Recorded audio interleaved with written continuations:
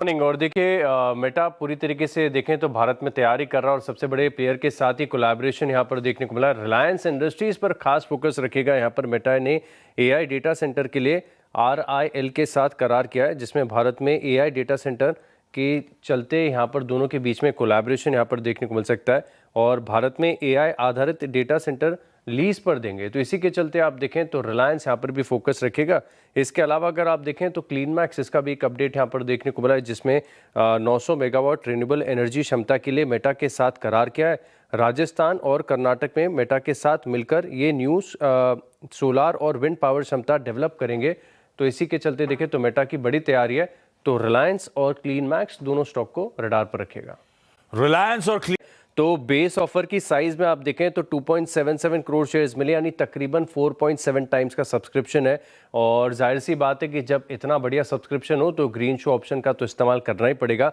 अब आप ध्यान रखिएगा कि जो फ्लोर प्राइस था ये 303 रुपये, लेकिन कल की जो क्लियरिंग प्राइस निकल कर आई है 323 रुपये 10 पैसे है। और इसी के साथ आज समझ सकते हैं कि डिमांड बहुत बढ़िया है, सब्सक्रिप्शन बहुत बढ़िया है। आज रिटेल के लिए मौका है। परफेक्ट। बड़े लार्ज ट्रेड्स यहाँ पर आपको देखने को मिले। अजंता फार्मा में आप देखें तो यहाँ पर रवि अग्रवाल ट्रस्ट ने करीब 34.5 लाख शेयर जो है बेचे हैं। लेकिन इसी के सामने आप देखें तो आदित्य बिरला सन लाइफ म्यूचुअल फंड ने 13.47 लाख शेयरों की खरीदारी की है। और कोटक महिंद्रा म्यूचुअल फंड, जो कि फार्मा पे ऐसा लग रहा है बड़ा बुलिश हो रहा है, इनकी तरफ से भी देखें तो 21,02,000 शेयरों की खरीदारी देखने को मिली है। एमक्योर फार्मा यहाँ पर भी आप फोकस रखिएगा। कारण ये है कि सेलर बीसी इन्वेस्टमेंट ने 36 लाख शेयर यहाँ पर बेचे हैं। लेकिन इसी के सामने कोटक महिंद्रा म्यूचुअल फंड ने ये पूरी हिस्सेदारी खरीदी है। अदानी ग्रीन में भी कल आप देखें तो एक सौदा देखने को मिला था, जिसमें अदानी इंफ्रा ने करीब 2.15 करोड़ शेयरों की खरीदारी की है। खबर है डिक्सन टेक के लिए, यहाँ पर फोकस रखेगा।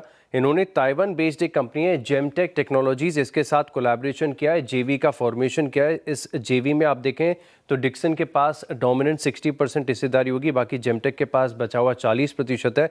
अब एक कंपनी जो है बहुत खास तौर पर काम कर रही है।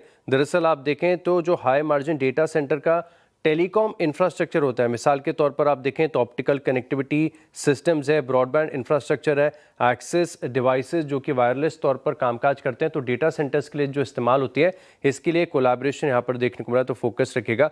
बाकी भारतीय एक्साकॉम, कल हमने टेलीकॉम स्टॉक्स को डिस्कस किया था और ये जो वन टाइम स्पेक्ट्रम चार्जेस के चलते टेलीकॉम कंपनीज के हक में फैसला आया है। सिमिलरली आप देखें तो भारतीय एक्साकॉम को करीब 474 करोड़ का फायदा देखने को मिलेगा।